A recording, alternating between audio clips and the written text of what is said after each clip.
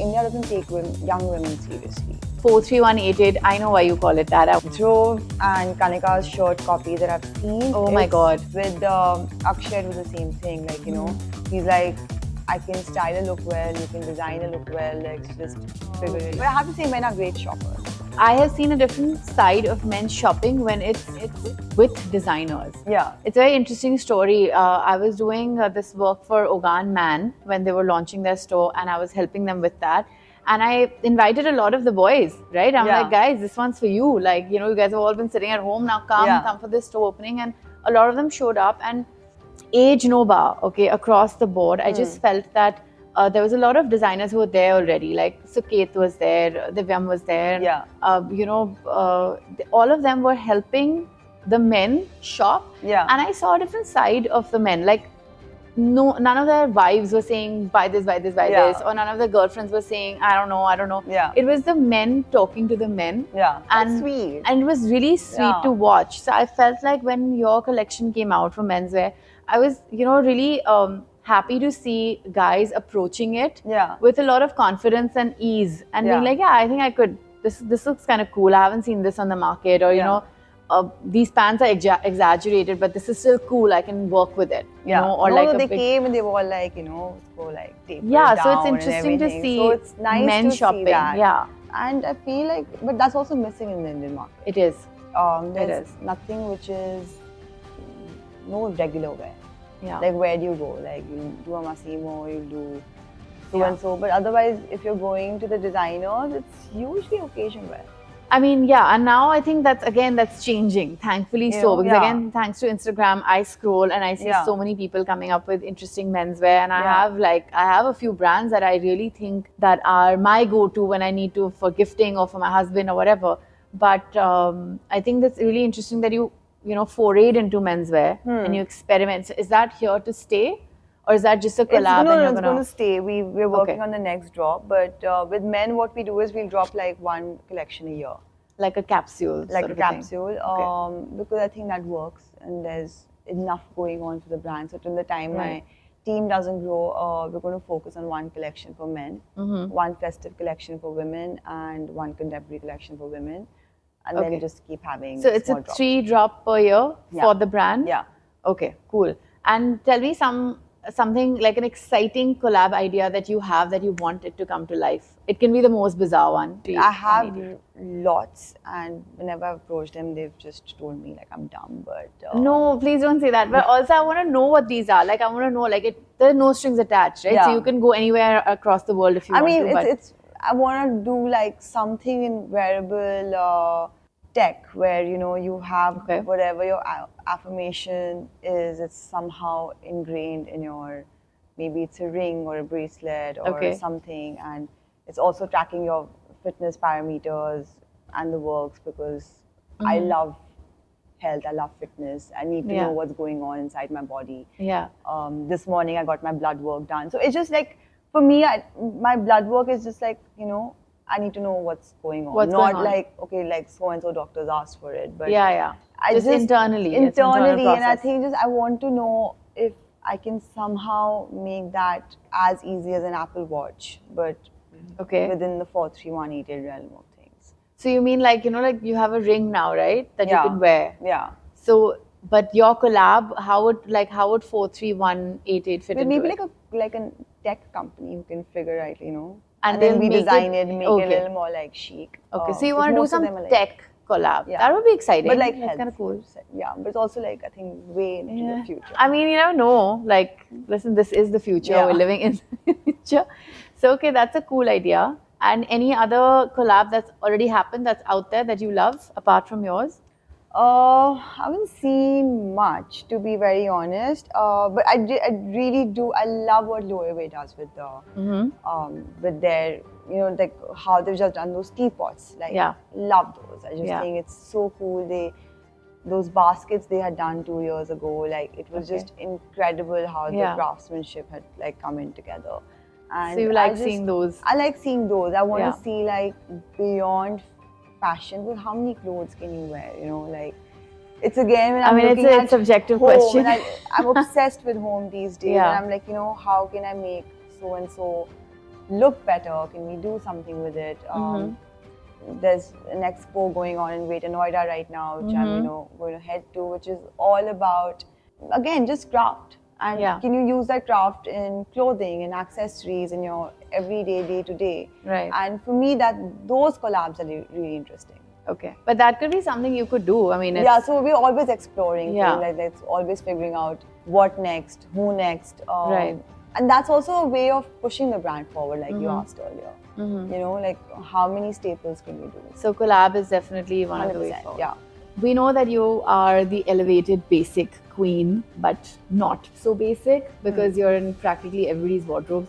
What's in your wardrobe? We want to know. Like apart from 43188, what is your go-to? A lot of oversized blazers. So wherever I'm shopping anywhere in the world, if I see an oversized blazer, that's your go-to. If I'm in the men's section and I see a blazer, I pick it up. Like it doesn't matter if it's a Zara or it's some high-end designer. If it looks good, feels good, I pick it up. I also love a really white basic kurta pajama. Or like a salwar kameez. Right? So my mother-in-law gets a lot of those from Lucknow. So oh, nice. I steal a lot of those. And it's just a summer staple in India. Yeah. You cannot go wrong. You can't go wrong with it. I agree. And of course jeans, a lot of jeans. My favorite ones are from Kanika. Okay. I think she cuts the best pants in the country. Tell me some of your styling hacks, like 3 things or 4 things that you would definitely do to make it very like Shweta-like, like that's what your signature is. Throw the blazer on everything. Okay. Great. Only wear neutral, so it's easy to like get away with different color combinations and stuff. Okay. Wear a lot of cool jewelry. I'm not wearing much today, but I often like stack a lot of things. So if I have a very basic outfit, I'll just stack a lot of really bangles and bangles, and often they are like On does these affirmation ones. You know that On there's closed shop. I know, but like, oh my god, I am absolutely. But she still has a lot of stuff. So she is not selling anything anymore. We can bully her. I cannot. I bullied her plenty. Like I think like if she sees my name flashing on the phone, she will shut it off. But who are you shopping? Like apart from your own brand, which I'm sure you wear a lot because your brand stems out of your necessities. If I have to buy something contemporary, I pick up my shirts mainly from Dhruv. Okay. If I have to Dhruv Kapoor. Okay. Lovebirds sometimes I pick up stuff from. I'm a huge believer in Indian fashion. Like, I think the stuff that we're doing is incredible, and there's just so many cool things. So I pick those up. I really like before I go on a holiday, 2-3 pieces I pick up from someone or the other. I actually just picked up a really interesting puffy sleeve shirt from Lovebirds, which I'm actually wearing as a jacket. For my Indian wear, I would. Aseem Kapoor has really cool things. Divyam Mehta has really cool things.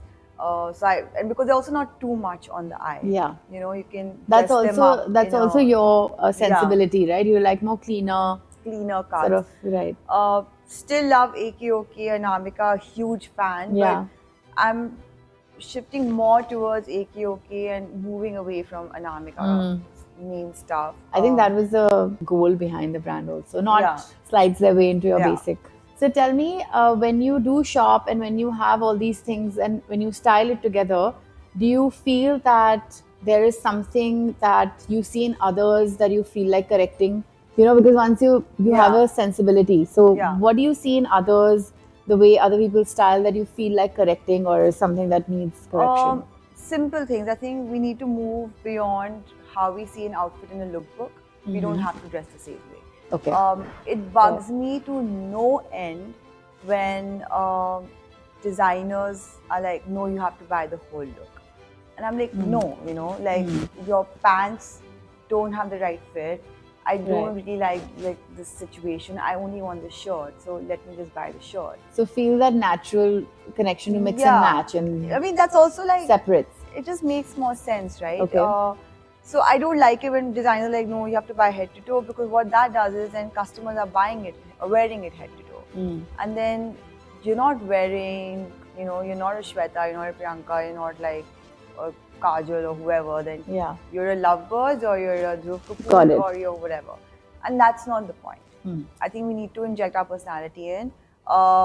Like, you know, the lookbook will have the shirt buttoned up till here because they want to show the shirt. And then the customer will wear the shirt like that. Right. And I'm like, you know, breathe a little bit, like show the something. Got it. Because it's so hot outside. So don't have to follow the lookbook for the look, so to speak. Okay. What else? And have your basics in place. Like, you know, if you have a go-to skirt or a go-to jeans or a go-to shirt, buy 2 or 3 of those. You know, you just don't know when things get spoiled in the wash or something drops or it just fades. And then they don't make it anymore. They don't make it anymore. Which happens you know? to so many of us all the time. You won't find it anywhere. So if you found the perfect white t-shirt at Gap, buy 10 of those and just keep it. Okay, that's a good tip. Okay, what else? And this is what I always find really interesting, but play with the proportions. So if something is fitted on the top, make sure the bottom is big or loose or vice versa. Okay. Don't wear loose and loose or fitted. I think something goes off there. So focus on one body part. Can either be your shoulders or your arms or your waist or your legs, and then work the look around that. Okay, that's a great tip. Tell me about emerging brands. Like, I know you mentioned Dhruv Kapoor and you mentioned Kanika making great pants and all of that, but let's talk about the underbelly. You know, the people who are making their way to the top, and you can either their Instagram stalking you or the other way around, and you know, all of that. So tell us more of those guys.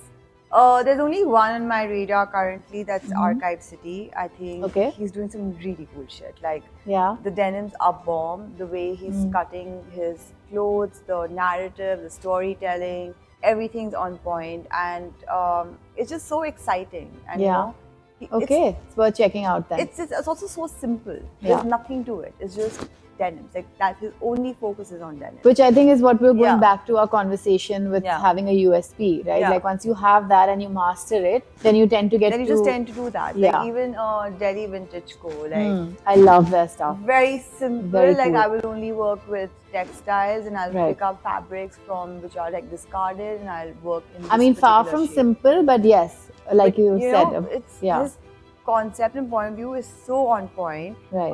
And he doesn't waver.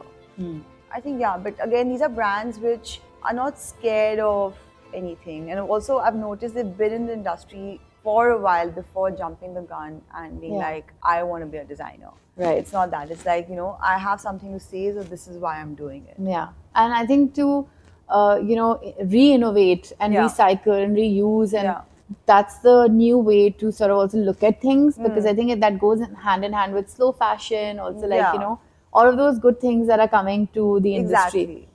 Tell me, what kind of an appetite does a brand, big or small, need to have their own brick and mortar? And how important is it even to have a brick and mortar today? Like, really big appetite. I think it's very expensive. Retail space, just the rents are crazy. Right. And you will be paying through your nose for a very tiny space. And again, I feel, this is personally my opinion, like, I don't think it should just be a clothing store.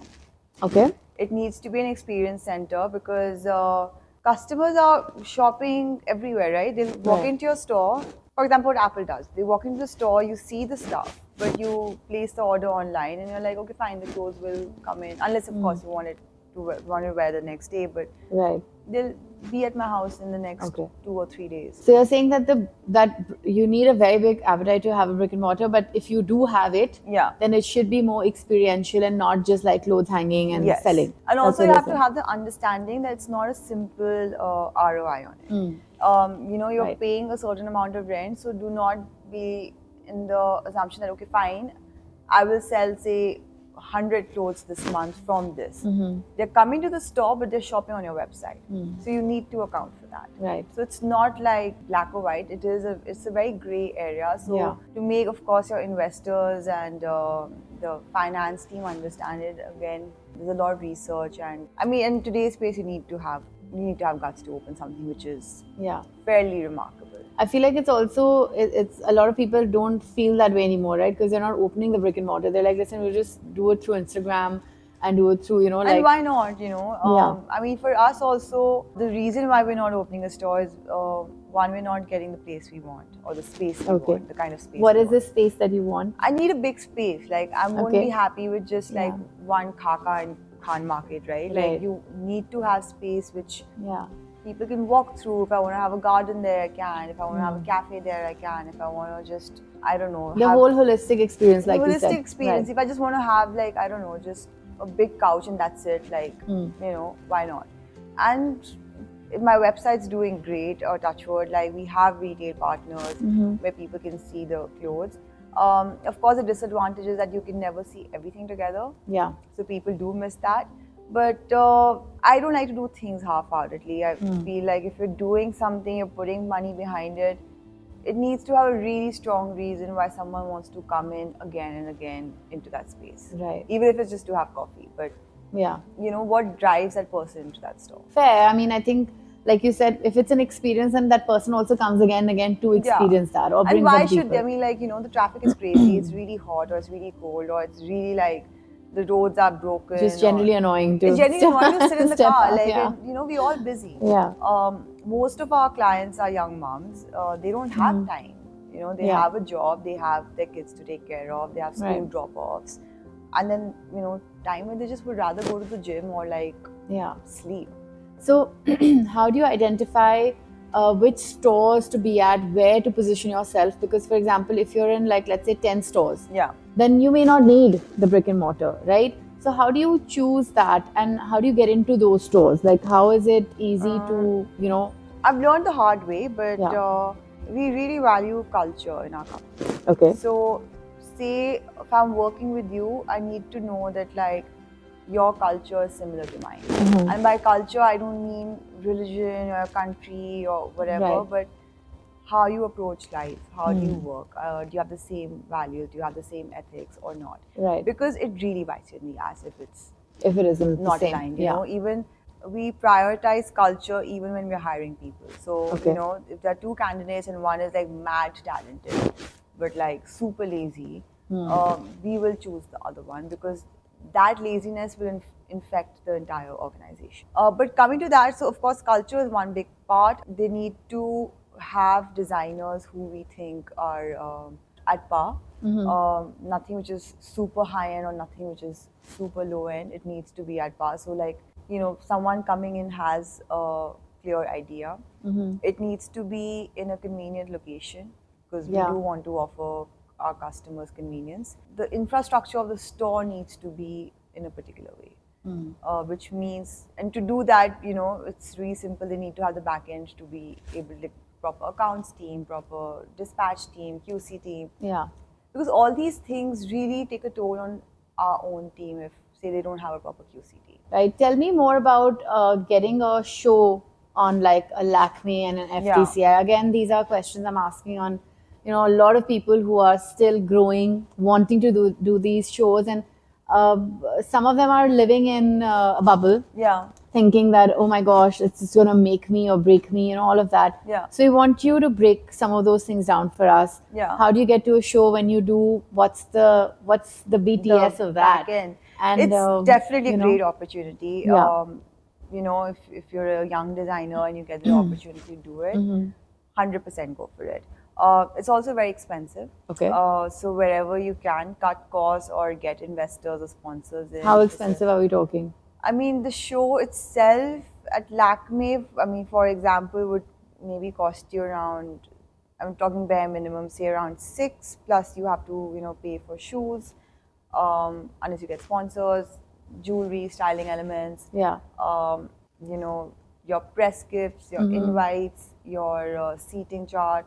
If you want to do something extra with music, that's another cost. Okay. If you want to get like showstopper or you want to get your models, you have to pay for their hair, makeup, so that extra So just cost. like a basic, like getting all of this, but Yeah. a basic way to go about it would set us back say by like about. around 10, which Okay. in hindsight is not much if you really look at from No, but for someone new and someone new who's it is, but it's money. again, is like money. I think the return can be much more. And if you even put the cost of making your collection, which is also a cost, Of course.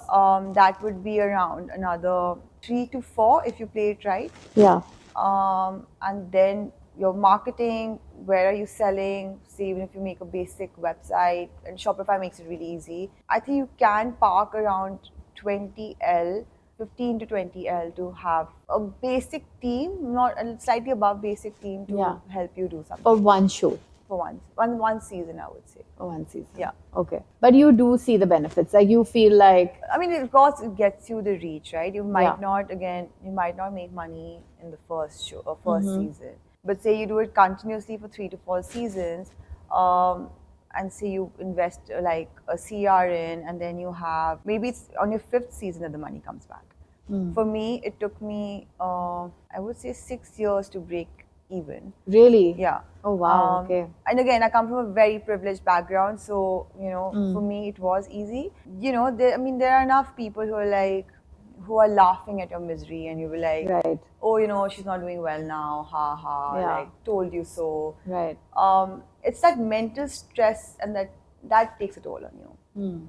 But to keep it going, I think that's what shows the mettle then, right? Because then it took you that long, like you're saying, but then you believed in it, because a lot of people then at that time just go like, okay, this is not working out. And unfortunately for those who cannot sustain it, and then, unfortunately for those who just don't have the mental strength, like you're saying. But there's still ways around it. I think the gram has really helped a lot. It has.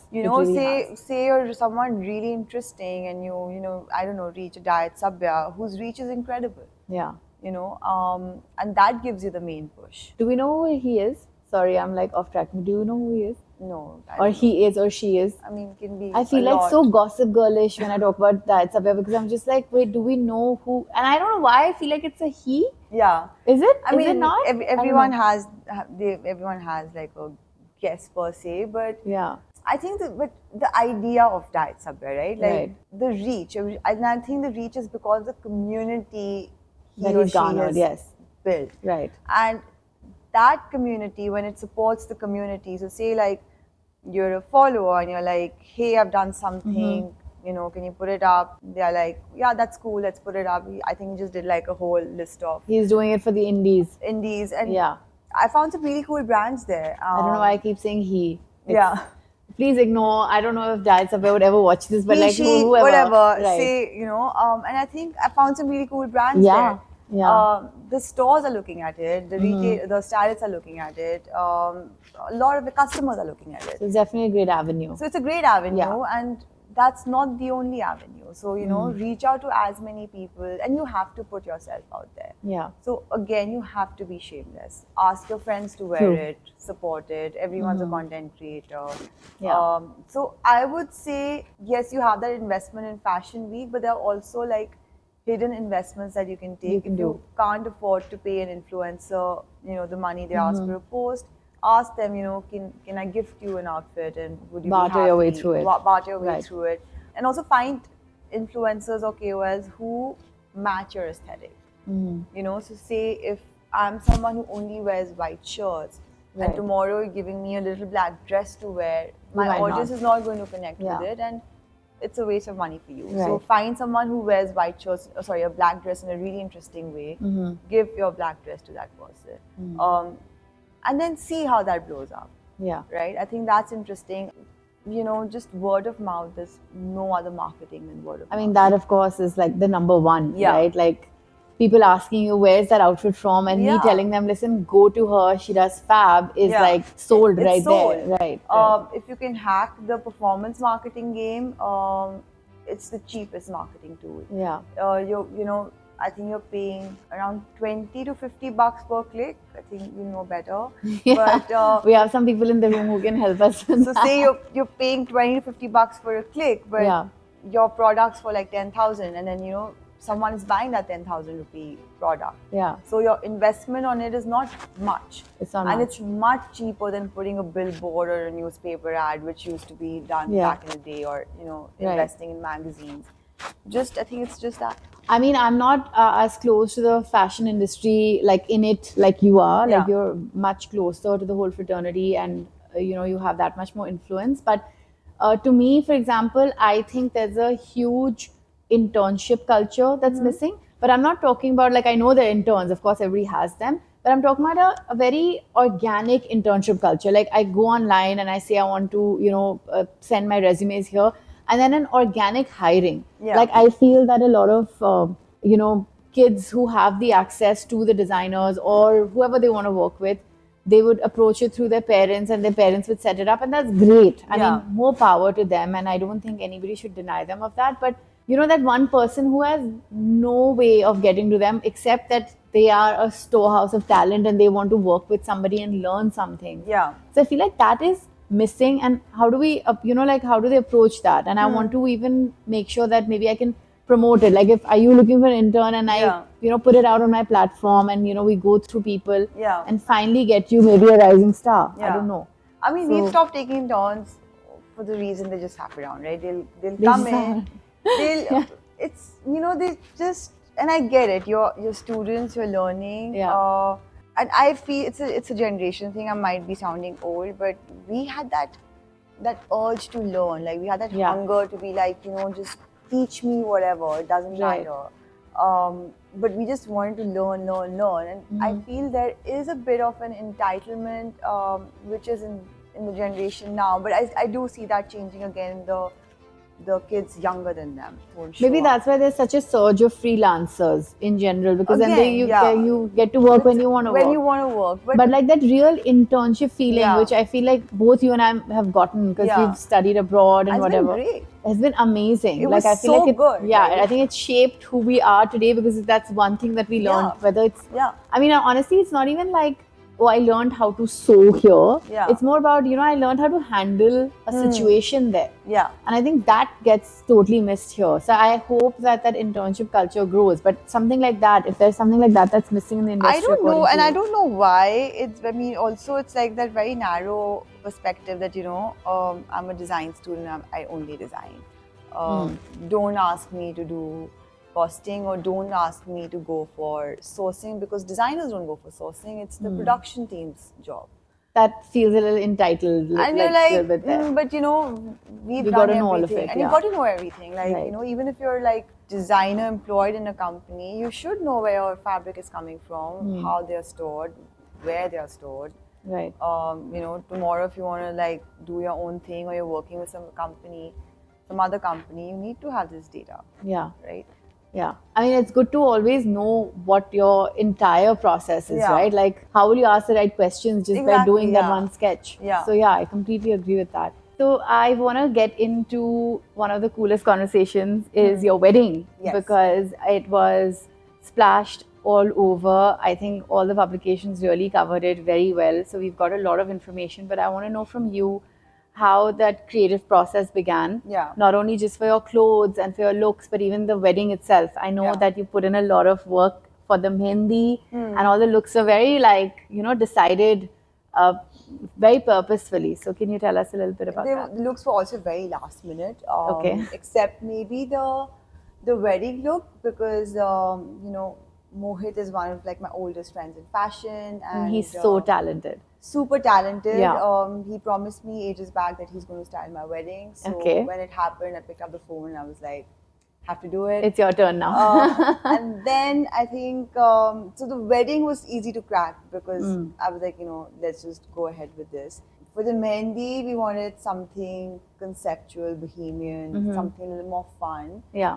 And for the cocktail, he was like, you have to do 43180. I was there, of course. And the thing is that 43180 has never done the bride. We've always done the bridesmaids. Bridesmaids. And we've always done the after party bride, when she's off with Throws off everything, and everything just and puts just wants something to on. have fun, Right. So for me, designing bridal does not come naturally at all, because while I have a very minimal sense of fashion, everyone was like, oh my god, like, what do you mean? Like, you're Yeah. not looking like the bride, people are going Yeah. to come like way overdressed than you, which they did. Yeah. Fair. They had more jewelry than me, more makeup than me, everything. But to each his own. Yeah. I But feel- you were the most comfortable out of all of I them. was really. No, actually, no. So- My two best friends changed into leather jackets and denim jeans. Oh, lovely. Okay, I was great. really jealous. No, but your look looked really comfortable. Like, I don't think it was especially you're talking about the white sari, right? The white With sari, that was for the cocktail. Yeah. I wanted to work with something around pearls, and I wanted to. I was adamant that I wanted to wear a white look. It was stunning. It's stunning. not really a bridal color, but my name means white, so I really wanted to wear white. And also, anyone who knows me knows I'm practically in white all Obsessed, every day. Like today, we designed like these pearl kaliras. Those big bangles with I saw those. Yeah, they're very cool. While you wear something for the wedding, like you wear kaliras for the wedding, I was like, it'd be interesting to wear it for the cocktail. And our cocktail was after the wedding. And again, this was a night where it was just pure dancing. It was just party. There was nothing to it. So I wanted to be comfortable. We made a sari which was again just so chic. Like I think my team just threw it out of the park. Like it was just so comfortable, so chic. It felt beautifully, draped beautifully. With this beautiful pearl blouse. And then I was like, it's still missing that element, one that bridal element, element. So we decided to do this massive cape, which at first decided not to do. Then I was like, okay, let's just do it. And again, all this I got on my wedding day. My clothes came on the wedding day, and I was supposed to wear it. I thought you said you got your idea on the wedding. I was like, no way. No, we did get one idea on the wedding day, and then my team is running around trying to. Oh my god, what was that? We wanted something with pearls again on some fabric which we wanted to drape, and that also. Then somehow we forgot the kaliras. And then my gosh! Like makeup is going on, and then my team is getting an Uber and then coming to the farm, and it was pure chaos. But like again, mad fun. Oh my gosh! It looks so effortless. Your looks. I mean, that's why we're talking about it, because there's so much we need to know that goes behind it. So I mean, also we got away with it because Mohit and I know how much time it actually takes to make things, right? And when you have something really clear in your mind, it does not take that long. Right. So I think the cocktail look was whipped up in a week. But that's nuts because I loved the cocktail look. Like I think that actually it was something else. Sorry to cut you. But no, that's fine. We were supposed to wear a pink look. Oh, for the cocktail. For the cocktail. Oh no, sorry, for the after party. We were supposed to be a pink look, and then I still couldn't decide last minute.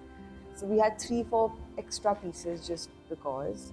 Okay. And, we were trying it on. This is when people are already there, and then. Wow! No way. Are you serious? So there's guests waiting, and you're figuring out what to wear. Like any other day. That's just nuts. Like any other day, of course. It's just my wedding. It's fine. People can wait, but that's fine. But the fact that listen, I think this just shows one thing, that though you've been saying last minute, that also shows a lot of extra prep, right? The fact that you have 3 full-blown looks, and you get to choose one, and you're comfortable enough to choose it on that day, also says something, right? Like we can't ignore that. So that's amazing. I don't think Mohit was very happy about it. It was interesting. I think again, it was a very 43188 ride where it was just about convenience. It was about being effortless. It was just about having fun, throwing away things.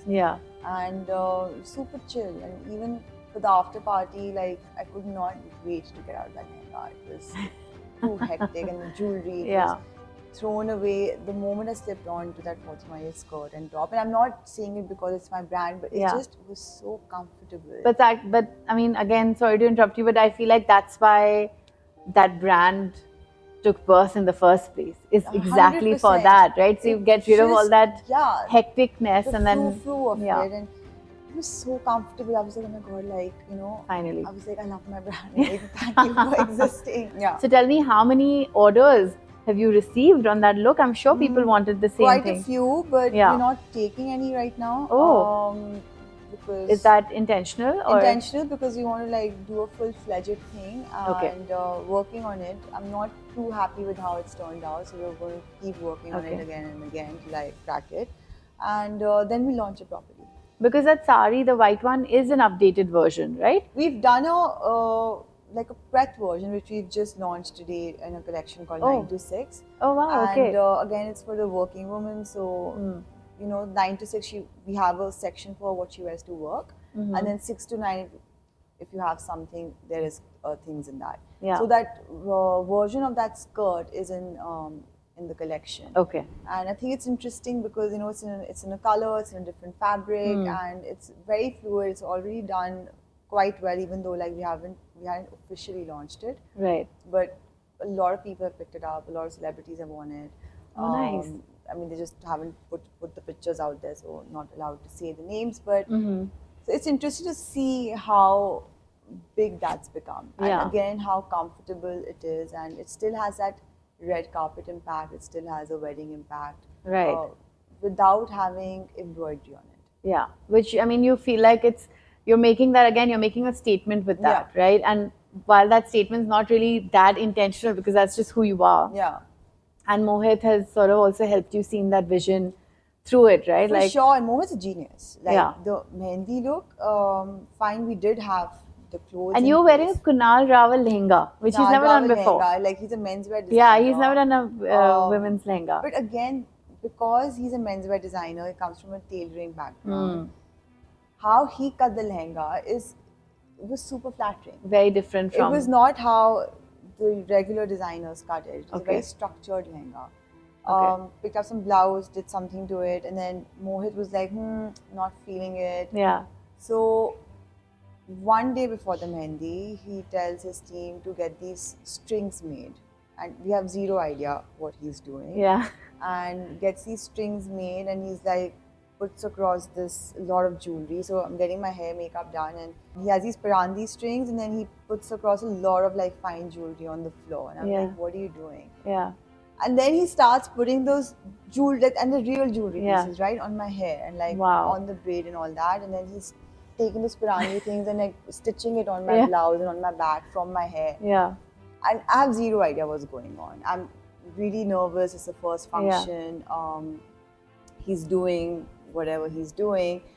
And till then, I did not even know the stuff on my hair is real jewelry. So Oh my I'm God. going crazy dancing, and suddenly, like, a friend comes up with like 2-3 pieces in her hand to be like, No. I'm like, yeah, whatever. It's from like, somewhere. I had zero idea. No idea. And then suddenly, it's like white. It's like, this is real. I said, what? Oh And then, my like, gosh. You must have gone a we bit were really white too. drunk, and in 5 seconds, we both were sober.